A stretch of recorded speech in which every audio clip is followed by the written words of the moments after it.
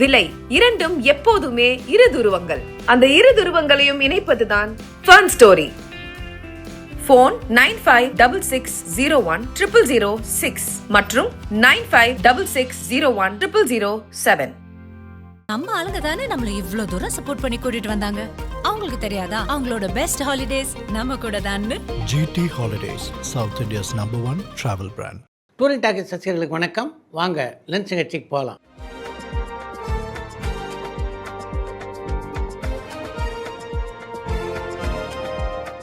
என்னப்பா முதல் கேள்வி? நடிகர் சரத்குமார் நடித்து கிருஷ்ணமூர்த்தி அவர்கள் இயக்கிய தசரதன் படம் வெற்றி படமாக அமைந்ததான்னு கடலாடியிலிருந்து பாலசுப்ரமணியம் கேட்டிருக்காங்க. ராஜா கிருஷ்ணமூர்த்தியின் இயக்கத்திலே சரத்குமார் நடித்த தசரதன் திரைப்படம் வெற்றி படமாக அமையல. சீர்காழி சிவச்சிதம்பரம் படத்திலேயோ நாடகத்திலேயோ நடிச்சிருக்காங்களான்னு சந்தனகுமார் சென்னையிலேருந்து கேட்டிருக்காங்க. அருட்செல்வர் AP நாகராஜனுடைய இயக்கத்தில் உருவான அகத்தியர் அப்படின்ற திரைப்படத்தில் அகத்தியராக நடித்தவர் சீர்காழி கோவிந்தராஜன். அவருடைய மகனான சீர்காழி சிவச்சிதம்பரம் K. சங்கருடைய இயக்கத்திலே உருவான மீனாட்சி திருவிளையாடல் என்ற திரைப்படத்திலே அகத்தியராக நடிச்சிருக்காரு. அது தவிர சுந்தர்சியுடைய இயக்கத்திலே உருவான அரண்மனை திரைப்படத்திலே ஒரு கேமியோ ரோலிலே நடித்திருந்த சிவச்சிதம்பரம் பவித்ரா என்கின்ற தொலைக்காட்சி தொடரிலும் நடித்திருக்கிறார். டைரக்டர் பீம்சிங் கடைசியாக டைரக்ட் பண்ண படம் எதுன்னு கோவைப்புதூர்லேருந்து பாபு கேட்டிருக்காங்க. ஜெயகாந்தனுடைய எழுத்திலே உருவான கருணை இல்லம் அப்படின்ற திரைப்படம் தான் பீம்சிங்குடைய இயக்கத்திலே வெளியான கடைசி திரைப்படம். அந்த படத்தில் ஸ்ரீகாந்தும் KR விஜயாவும் ஜோடியாக நடிச்சிருந்தாங்க. அந்த படத்திலே சிறப்பாக நடித்திருந்ததற்காக தமிழ்நாடு அரசினுடைய சிறந்த நடிகர் விருது ஸ்ரீகாந்திற்கு வழங்கப்பட்டது.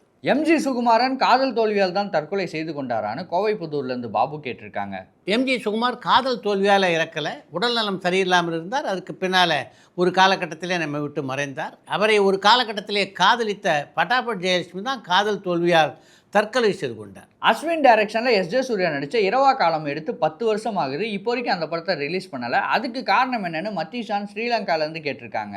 பல வருடங்களுக்கு முன்னாலே SJ சூர்யாவுடைய நடிப்பிலே ஆரம்பிக்கப்பட்ட இரவா காலம் படம் இந்த வரையிலே வெளியாகவில்லை என்றால் பொருளாதார பிரச்சனைகள் தான் அதுக்கு முக்கியமான காரணம். ஜனநாயகன் படம் கருப்பு பட வசூலை முந்தி விட்டதான்னு கொழும்பு நகர்லேருந்து அதியன் கேட்டிருக்காங்க. கருப்பு திரைப்படத்துடைய மொத்த வசூல் 310 கோடி.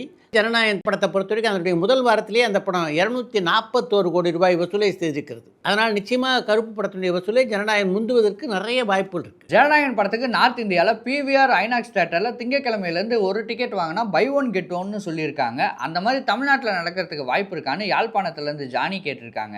இதெல்லாம் திரையரங்கு உரிமையாளர்கள் எடுக்கின்ற முடிவு தான். சென்னையில் இருக்கின்ற திரையரங்கு உரிமையாளர்கள் அப்படி ஒரு முடிவு எடுத்தாங்கன்னா இங்கேயும் அது அமலுக்கு வர வாய்ப்பு இருக்குது. நடிகை இளவரசி இப்போவும் படங்களில் நடிக்கிறாங்களான்னு கரூர்லேருந்து மணி கேட்டிருக்காங்க. நடிகை இளவரசி 2010ஆம் ஆண்டிலேயே நடித்தாங்க. அவர் நடித்த கடைசி திரைப்படம்னா அது புருடி அப்படின்ற ஒரு தெலுங்கு திரைப்படம் தான். அந்த படம் 2010ஆம் ஆண்டிலே வெளியானது.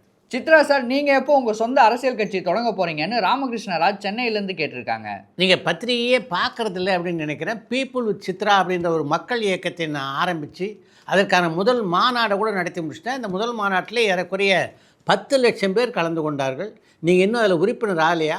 ராகவா லாரன்ஸுடைய அரசியல் வருகை என்னாச்சுன்னு ராஜன் பெங்களூர்லேருந்து கேட்டிருக்காங்க. ராகவா லாரன்ஸ் அரசியலுக்கு வரதை பற்றி அறிவிச்சிட்டாரு. இன்னும் விஜய் அவருடைய வீட்டுக்கு போய் அவர் கையை பிடிச்சி கூட்டிகிட்டு வரல. கூட்டிகிட்டு வந்தார்னா நிச்சயமாக அரசியலுக்கு அவர் வந்து விடுவார். KR ராமசாமிக்கும் அண்ணாவுக்குமான நெருக்கத்தை பற்றி சொல்ல முடியுமான்னு திருப்பூர்லேருந்து குமரன் கேட்டிருக்காங்க. நடிப்பிசை புலவர் KR ராமசாமியை தன்னுடைய சொந்த மகனைப் போல தான் நடத்தினார் அறிஞர் அண்ணா. அவருக்கு ஏதாவது ஒன்றுன்னா அறிஞர் அண்ணாவால் அவ்வளோ எளிதையே தாங்கி கொள்ள முடியாது.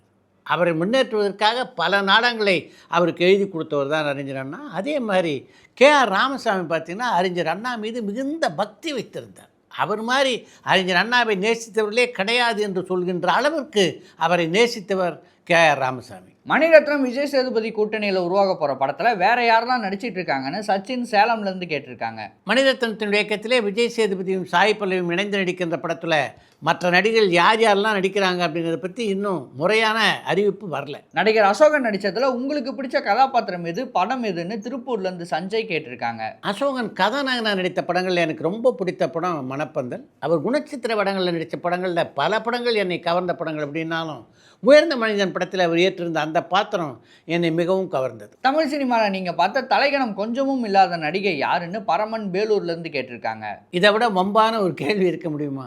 தலைக்கணம் இல்லாத தமிழ் நடிகர்கள் அப்படின்னு நான் குறிப்பிட்டால் அதிகபட்சம் 5 அல்லது 6 பேரை தான் குறிப்பிட முடியும். அப்படின்னா அது என்ன மாதிரியான பொருளை கொடுக்கும்? அந்த 5-6 பேர் தவிர மற்ற எல்லோருமே தலைக்கணத்தோடு திரியிறாங்க அப்படின்னு நான் நினைத்து கொண்டிருப்பதாலவா அர்த்தம் வரும். அதனால் உங்களுடைய கேள்விக்கு பதில் சொல்லாமல் தவிர்க்க விரும்புகிறேன்.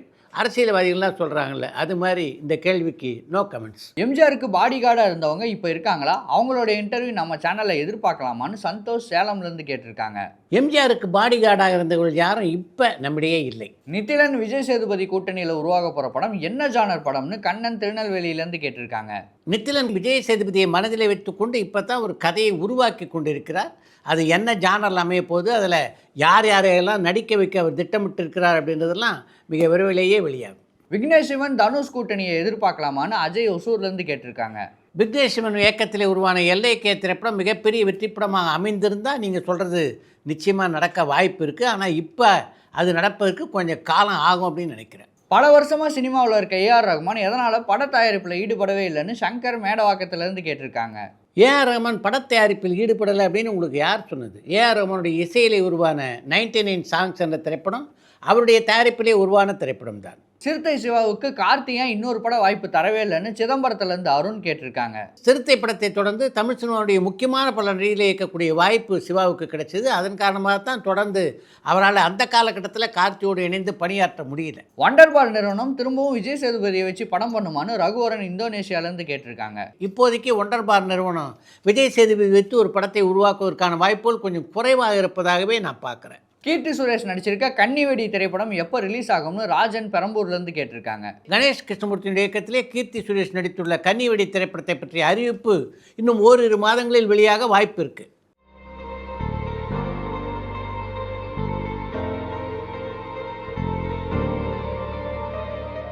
நடிகை மனோரமா மாதிரி அதிக படங்களில் நடித்து கின்னஸ் விருது வாங்கின நடிகர்கள் வேற யாராவது இருக்காங்களான்னு அஜய் ஒசூர்லேருந்து கேட்டிருக்காங்க. மனோரமாவை போல கின்னஸ் சாதனை புரிந்த கலைஞர்கள் பல பேர் இருக்காங்க. 720 திரைப்படங்களே கதாநாயகனாக நடித்த பிரேம் நசீர் கின்னஸ் சாதனை விருதை பெற்றிருக்கிறார். 1000 திரைப்படங்களுக்கு மேலே நடித்ததுனால அவருக்கு இந்த விருது தரப்பட்டது. அது மாதிரி ஜெகதீஷ் ஸ்ரீகுமாரும் இந்த விருதினை பெற்றிருக்கிறார். அடுத்து இன்று ஒரு தகவல். இயக்குனர் எம் பாரதி ராஜாவுடைய திரை வாழ்க்கையிலும் நடிகர் தினம் சிவாஜி கணேசனுடைய திரை வாழ்க்கையிலும் முதல் மரியாதை எப்படிப்பட்ட ஒரு முக்கியமான திரைப்படம் அப்படின்றது உங்கள் எல்லாருக்கும் நல்லா தெரியும். அந்த படத்தில் நடித்த அனுபவத்தை பற்றி தன்னுடைய வாழ்க்கை வரலாற்று நூலிலே பகிர்ந்து கொண்டிருக்கிறார் நடிகர் தினம் சிவாஜி கணேசன். இன்றைக்கி அந்த தகவலைத்தான் உங்களிடம் நான் பகிர்ந்து கொள்ள இருக்கிறேன். பாரதி ராஜா சின்ன பிள்ளையிலிருந்து எனக்கு தெரிந்தவர், எனக்கு வேண்டியவரும் கூட. அவருடைய படத்தில் நான் நடிக்கணும் அப்படின்னு என்கிட்ட அவர் கேட்டுக்கிட்டார். அப்போ எனக்கு உடல்நலம் சரியாக இல்லை. ஆனாலும் அவருடைய வேண்டுகோளை ஏற்று அந்த படத்தில் நடிக்க நான் ஒப்புக்கொண்டேன். ஷூட்டிங்கிற்காக 1 மாதம் மைசூர் சென்றிருந்தேன். சிவசமுத்திரம் நீர்வீழ்ச்சியில் காவிரி கரையில் ஒரு மரத்தடியில் என்னை உட்கார வச்சார். காலுக்கு செருப்பு கூட இல்லாமல் ஒரே ஒரு வேட்டி சட்டை கொடுத்து 1 மாதம் அங்கேயே என்னை படுக்க வைத்திருந்தார் பாரதி ராஜா. கிராமிய சூழலில் எடுக்கப்பட்ட அந்த படம் மிகப்பெரிய வெற்றி பெற்றது. முதல் மரியாதைக்கு அப்புறமும் பாரதி ராஜா டைரக்ஷனில் ஒரு படம் நான் நடித்தேன். அந்த படத்தினுடைய பெயர் பசும்பொன். அதில் நான், சிவகுமார், ராதிகா எல்லாரும் நடித்தோம். பாரதி ராஜாவோடு பணியாற்றியது மறக்க முடியாத ஒரு அனுபவம் அப்படின்னு அந்த புத்தகத்திலே பதிவு செய்திருக்கிறார் நடிகர் தினம் சிவாஜி.